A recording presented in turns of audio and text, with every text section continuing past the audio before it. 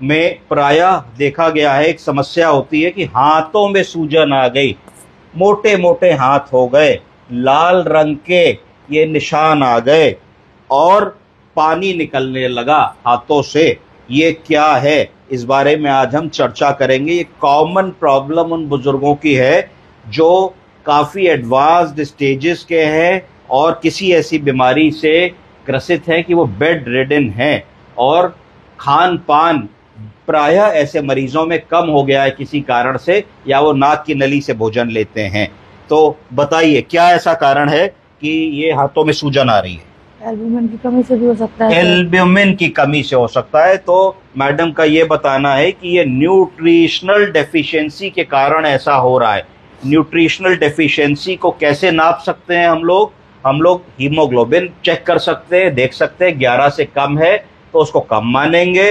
Protein नाप सकते हैं, अगर वो 6, 6.5 से कम है तो उसको कम मानेंगे। सीरम एल्बुमिन नाप सकते हैं, अगर वो 4, 4.5 से कम है तो उसको कम मानेंगे। तो अगर ये तीनों चीजें कैसे कम होती हैं? अगर कोई भी वृद्ध व्यक्ति 2-3 महीने तक ठीक से भोजन ना ले तो भोजन की कमी के कारण जो शरीर का अपना रिजर्व होता है प्रोटीन का, आयरन का, एल्बुमिन का, वो धीरे धीरे कम होने लगता है और खत्म हो जाता है, जिसके कारण सूजन आती है। अब कोई एक्सप्लेन करे कि सूजन क्यों आती है? सूजन इसलिए आती है क्योंकि शरीर सेल्स का बना होता है। सेल की संरचना हमको याद है, cytoplasm, nucleus, nucleolus, ribosome, mitochondria. तो ये एक सेल होता है। तो साइटोप्लाज्म एक विस्कस थिक सब्सटेंस होता है। तो जब हम खाएंगे नहीं, पिएंगे नहीं, कमजोर होते चले जाएंगे तो हमारा साइटोप्लाज्म वीक हो जाएगा, सेल वीक हो जाएगा। तो जो द्रव्य, जो कंटेंट सेल के अंदर बैठा होता है, जिसको इंट्रासेलुलर कहते हैं, सेल के अंदर का द्रव्य, वो निकल करके सेल के बाहर आ जाता है और एक्स्ट्रा सेलुलर हो जाता है, क्योंकि सेल के अंदर उतनी ताकत नहीं बची कि वो अपने कंटेंट को अपने अंदर रोक सके। इसका एक एग्जाम्पल समझिए, किशमिश को पानी में डालिए तो मोटी मिलती है, सुबह मिलती है कि पतली मिलती है? मोटी मिलती। काहे मिलती है बताइए? क्योंकि वो पानी पी लेती है। ठीक है, कैसे पानी पीती है बताइए? नहीं बताना चाहती? Diffusion, osmosis. गलत बताया आपने, ऑस्मोसिस। प्रोसेस ऑफ ऑस्मोसिस का मतलब है कि अगर आप किशमिश को पानी में डाल रहे हैं तो किशमिश के अंदर का कंसंट्रेशन पानी से अधिक है, तो fluid moves from lower concentration to higher concentration. पानी किशमिश के अंदर भर जाएगा और किशमिश मोटी हो जाएगी। दूसरा बात समझिए, दूसरा बात है कि अगर उस मोटी किशमिश को आप नमक के घोल में डाल दीजिए तो किशमिश क्या हो जाएगी? पिचक जाएगी। Reverse osmosis. तो यहां यही हो रहा है, इस सेल के अंदर का द्रव्य जो है इतना कम हो गया है कि वो सब निकल करके बाहर जा रहा है, एक्स्ट्रा वेस्कुलर होता चला जा रहा है। तो ये सब सूजन जो हम लोग देख रहे हैं, ये जो फ्लूइड सेल के अंदर या रक्त कोशिका के अंदर होना चाहिए, वो सेल से और रक्त कोशिका से बाहर निकल के एक्स्ट्रा सेलुलर और एक्स्ट्रा वेस्कुलर हो गया है। अब इसको हम कैसे ठीक करेंगे? और ये लाल पैचेस क्या है? इसको ठीक करना बहुत ही आसान है। कोई कहेगा कि भाई डायरेटिक दे दो, लैसिक्स दे दो, टॉर्समाइड दे दो, फुरासेमाइड दे दो, एल्डेक्टोन दे दो, स्पाइरोलेक्टोन दे दो, कोई भी ऐसी दवा दे दो जिससे पेशाब बनता है तो फ्लूइड निकल आएगा। वो परमानेंट सॉल्यूशन नहीं है। आज अगर निकालेंगे और प्रोटीन, एल्बुमिन, हीमोग्लोबिन ठीक नहीं है तो कल फिर सूजन आ जाएगी। तो ऐसे मरीज में आपको पहले प्रोटीन, एल्बुमिन और हीमोग्लोबिन का एक स्टेटस निकालना चाहिए। ये देखना चाहिए कि उनको जो न्यूट्रिशन हम दे रहे हैं नाक की नली से या मुंह से कितना दे रहे हैं, उनकी दिन भर की कैलोरीफिक रिक्वायरमेंट कितनी है। लगभग अगर एक मरीज 65 किलो के हैं तो उनकी कैलोरीफिक रिक्वायरमेंट लगभग 1600-1500 कैलोरीज माननी चाहिए आप लोगों को। उतना दे रहे हैं कि नहीं दे रहे हैं?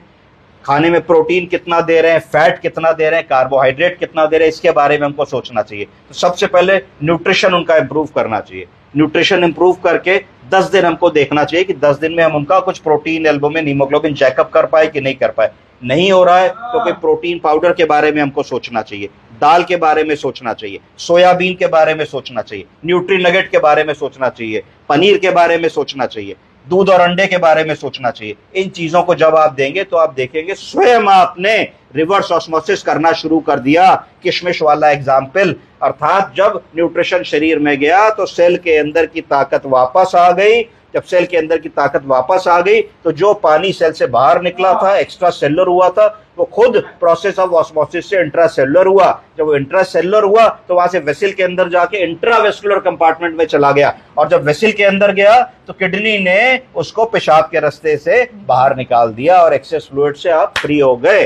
तो ये एक तरीके का नेचुरल तरीका है जिस तरीके से बिना किसी दवा के उपयोग के आप ऐसे हर मरीज की सहायता कर सकते हैं। अब बारी आई लास्ट चीज की, लाल लाल चिकत्ते क्यों आ जाते हैं? जब मरीज को कस के पकड़ा तो लाल रंग का स्पॉट क्यों आ जाता है? वो इसलिए आता है कि जब शरीर में पानी भर जाएगा तो स्किन स्ट्रेच हो जाएगी, टिश्यू स्ट्रेच हो जाएगा, ब्लड वेसल स्ट्रेच हो जाएगी। तो जो छोटी ब्लड वेसल्स होती है जिनको कैपिलरीज कहते हैं, वो खिंच खिंच करके बहुत फ्रेजाइल हो जाती है। बहुत ही फ्रेजाइल का मतलब है नाजुक हो जाती है। जैसे ही आप कस के हाथ पकड़ते हैं तो वैसे ही बहुत सारी रक्त कोशिकाएं टूट जाती हैं और टूट करके बर्स्ट हो जाती हैं, और जब बर्स्ट होती हैं तो स्किन के अंदर हेमरेज कर देती हैं। हेमरेज जो काला काला और लाल लाल आपको दिख रहा है, खून है जो स्किन के अंदर आ गया है, superficial haemorrhage below the surface of the skin. तो ये ना हो, इसके लिए भी जरूरी है कि रक्त कोशिका की हेल्थ ठीक रहे, स्किन में बहुत ज्यादा प्रेशर ना रहे। अगर आप बुजुर्ग आदमी को हैंडल कर रहे हैं तो आपको पता होना चाहिए कि कितना प्रेशर देना है, कितना प्रेशर जॉइंट पे देना है कि जॉइंट डिसलोकेट ना हो, कितना प्रेशर हाथ पे देना है कि कैपिलरी रप्चर ना हो। फिर भी अगर इस तरीके की सिचुएशन आ ही जाती है तो हम लोगों को इसमें क्या कर सकते हैं? तो हम सब जानते हैं कि ऐसी दवाएं जो थ्रोम्बोफोब टाइप की दवाएं होती हैं, उनका अगर हम इसके ऊपर उपयोग करते हैं तो मरीज को आराम मिलेगा। और यदि हम कोई ब्लड थिनर मरीज को दे रहे हैं जैसे कि एस्पिरिन, क्लोपिड्रोग्रेल, वारफेरिन, तो उसको हम लोग कुछ समय के लिए रोक सकते हैं, तो भी ये चीजें चली जाएंगी। डॉक्टर से पूछ सकते हैं कि ऐसा हो रहा है, क्या ब्लड थिनर देना जरूरी है, क्या ब्लड थिनर की मात्रा को कम करना है, उसके बाद हम उसका डिसीजन ले सकते हैं। तो इतनी चीजें हम करेंगे तो कॉमन कॉम्प्लिकेशन से हम बच जाएंगे। कोई सवाल? नहीं? नो? ठीक है।